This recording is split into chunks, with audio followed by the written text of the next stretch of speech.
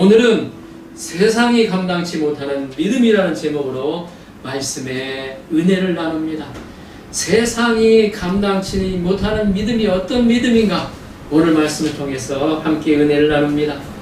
33절을 보십시오. 33절 같이 한번 읽어볼까요? 33절 시작. 그들은 믿음으로 나라들을 이기기도 하며 의를 행하기도 하며 약속을 받기도 하며 사자들의 입을 막기도 하며. 아멘. 여기서 믿음으로 나라를 이기기도 하며 또 믿음이 들어가야 돼. 믿음으로 의를 행하기도 하며 믿음으로 약속을 받기도 하며 믿음으로 사자들의 입을 막기도 하였다는 것입니다. 아멘. 많은 사자들은 다른 나라와의 싸움, 전쟁에서 승리하였습니다. 다윗은 거인 골리앗과 싸워 이깁니다. 다윗의 나이가 17살 정도로 추정이 되고 있습니다. 자, 17살 정도면 우리 요즘 말하면 고등학교 2학년입니다. 요즘에 고등학교 2학년이면 거의 뭐 어린이나 다름없죠. 근데 예전에는 달랐겠죠. 보면 17살 밖에 되지 않는 그가 3m가 넘는, 이 3m가 넘는 사람을 보니까 자신의 키의 2배예요. 2배의 키를 딱 보면 어때요? 우리는 어때요? 내 키에 어때요? 한 15cm, 20cm만 올라가도 덩치 앞에 딱 서도 위압감을 느끼잖아요. 무섭잖아요. 보면 함부로 못 덤비잖아요. 그러나 그가 어때요? 3m가 넘는 거인 골리앗과 당당히 싸우러 나갑니다. 그것도 어때요? 자기가 가지고 있는 물맷돌을 가져가죠. 네? 칼도 가져가지 않고 창도 가져가지 않습니다. 자기가 잘 썼던 조그만 물맷돌을 가지고 나갑니다. 싸우러 나가는 그의 믿음의 고백을 함께 읽어볼까요? 자, 사무엘상 17장 45절 우리 같이 한번 읽어보도록 하겠습니다. 소리내서 같이 한번 읽어봅시다. 시작. 다윗이 블레셋 사람들에게 이르되 너는 칼과 창과 단창으로 내게 나오거니와 나는 만군의 여호와의 이름 곧 내가 모욕하는 이스라엘 군대의 하나님의 이름으로 내게 나아가노라. 아멘. 이야, 그들이 어때요? 골리앗이 어때요? 이 칼, 창, 그것도 단창, 여기 어때요? 배틀체 같은 어때요? 이게 뭐라고 그러죠? 조끼라고 그런가요? 그 싸울 때 입는 옷을 뭐라고 그러죠? 갑옷. 갑옷이라고 그런가요? 딱 나오는 거 철저히 무장하고 나오죠. 보면 그러나 나는 만군의 여호와의 이름 곧 내가 모욕하는 이스라엘 군대의 하나님의 이름으로 내게 나아가노라. 아멘. 하나님의 이름으로 나아간대요. 그리고 47절 한 절 더 읽어볼까요? 그 다음 47절 같이 한번 읽어보겠습니다. 시작. 또 여호와의 구원하심이 칼과 창에 있지 아니함을 이 무리에게 알게 하리라. 전쟁은 여호와께 속한 것인즉 그가 너희를 우리 손에 넘기시리라. 아멘. 전쟁은 여호와께 속했어요. 만군의 하나님께 속했기 때문에 내가 어때요? 그런 어때요? 칼과 창이 없더라도 내 앞에 나가더라도 나는 이긴다는 거죠. 하나님을 의지해서 나가는. 아멘. 전쟁은 여호와께 속해 있습니다. 아멘. 우리의 경제 문제도 여호와께 속한 줄 믿습니다. 아멘. 믿음은 나라를 이깁니다. 아멘. 이스라엘 사람들은 하나님이 그들의 손에 가난한 사람을 붙였다는 말씀을 듣습니다. 내가 너에게 그들을 붙였다고 말씀하십니다. 붙였다는 말이 무엇일까? 이미 너에게 너를 당할 자가 없으려는 말씀입니다. 하나님이 나와 함께 하심을 그들은 믿습니다. 그래서 믿음은 바로 힘이 됩니다. 이 군대에서 특히나 사기가 중요해요. 어디서 우리 질 것 같아 그러면 사기가 다 떨어져 나갑니다. 그러면 지게 돼 있어요. 근데 하나님 함께 하시고 믿음 가운데 나가니까 힘들다고 막 싸우는 거예요. 그때 어때요? 힘이 된다는 것이 도전할 용기가 생깁니다. 내가 걱정거리가 많아지고 힘이 빠진 것은 네 안에 믿음이 없어진 것입니다. 하나님을 바라보는 믿음이 없어진 겁니다. 다윗은 하나님을 믿음으로 하나님을 경외하고 율법을 지키고 의를 행하였습니다. 보이지 않는 하나님을 보는 것 같이 참으며 보면서 사실 의를 행하면 고독합니다.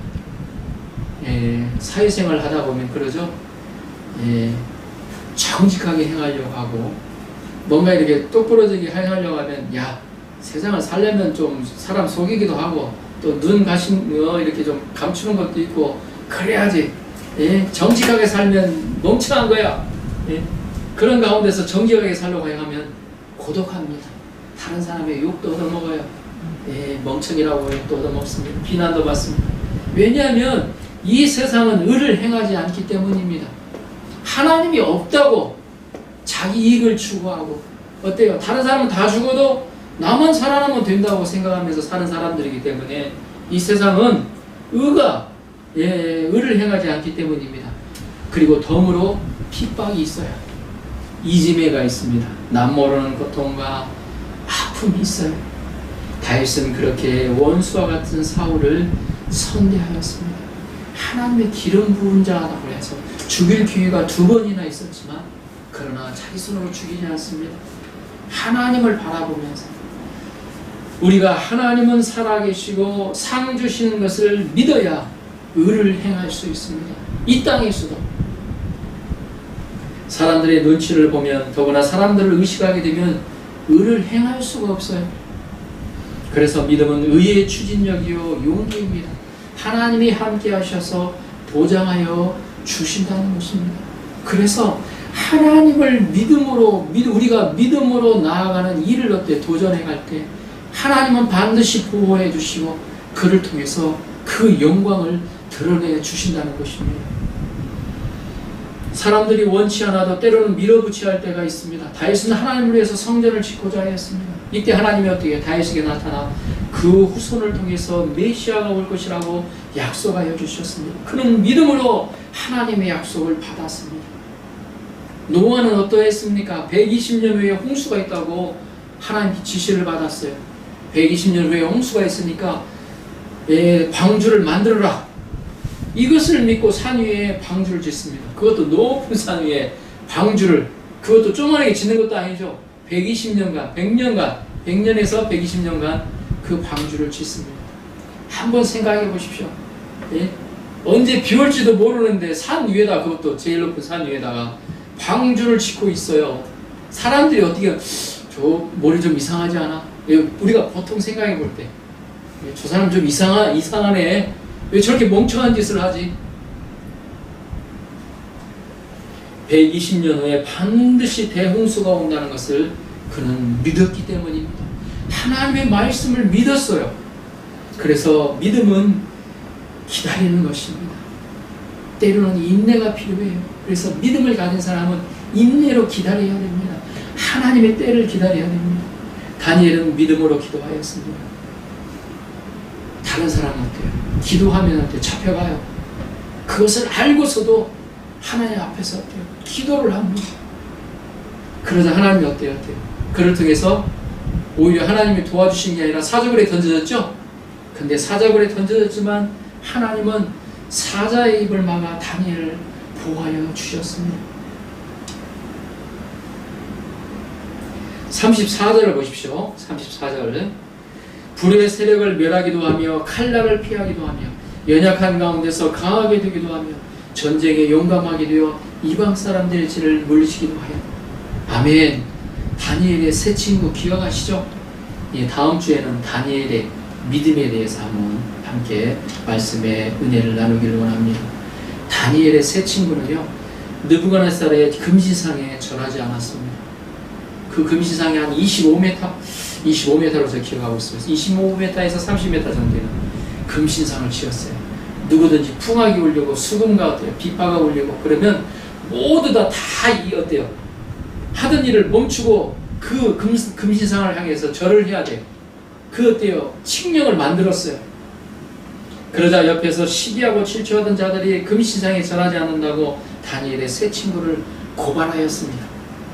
왕은 그들을 극렬히 타는 풀무불에 집어넣었습니다. 처음에 회유를 해요.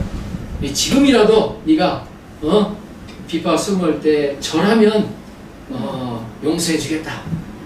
딱 왕이 그렇게 얘기를 해요. 그러니까 거절을 하니까 어때요?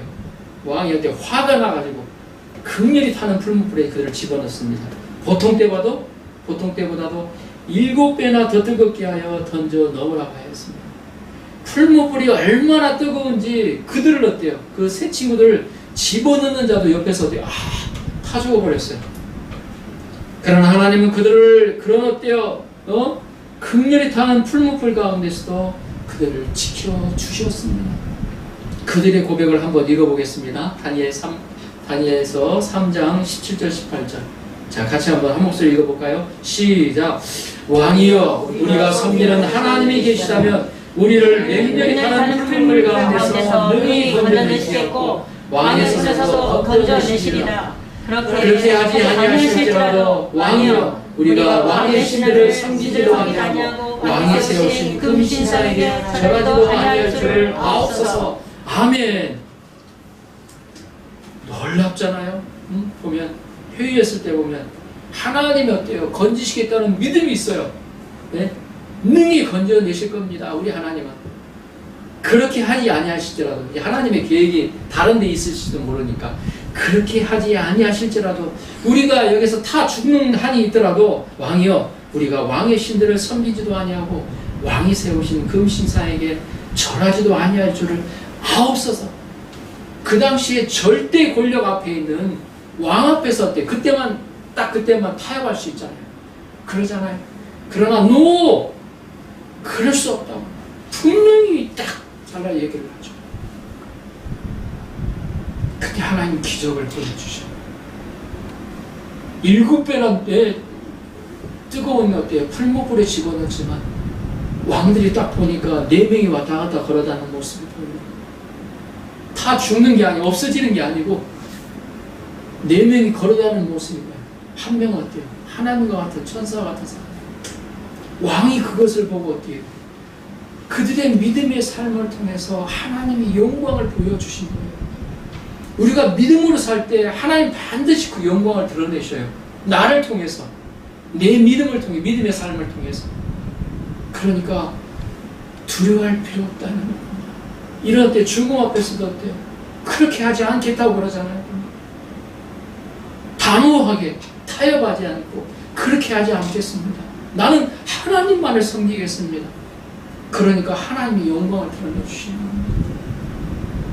우리가 이 세상에서 살 때 다른 사람이 다 그렇게 살더라도 우리도 그렇게 살지 않으면 안 될 것 같은 생각이 들잖아요. 보면. 그런데 하나님이 기뻐하시는, 하나님이 싫어하시는 것은 no. 하나님이 기뻐하시는 것은 yes.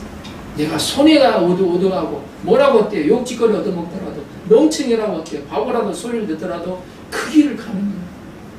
그때 하나님이 영광을 드러내 주셔요. 내 삶 가운데, 내 주의 삶 가운데서. 이게 놀라운 거죠. 하나님이 살아계시다면 그 믿음 가운데 반드시 그 영광을 드러내 주십니다. 이것을 본 왕의 고백이 무엇입니까? 진정한 하나님은 너희의 하나님이다. 이걸 통해서, 그 왕을 통해서 고백하잖아요. 그 왕이 그걸 체험을 해버렸어요. 이 세 친구들의 믿음을 통해서 그 왕의 눈이, 영적인 눈이 열려서, 이런 가운데서 살리시는 분이시라면 진정한 왕이시다, 진정한 신이시다.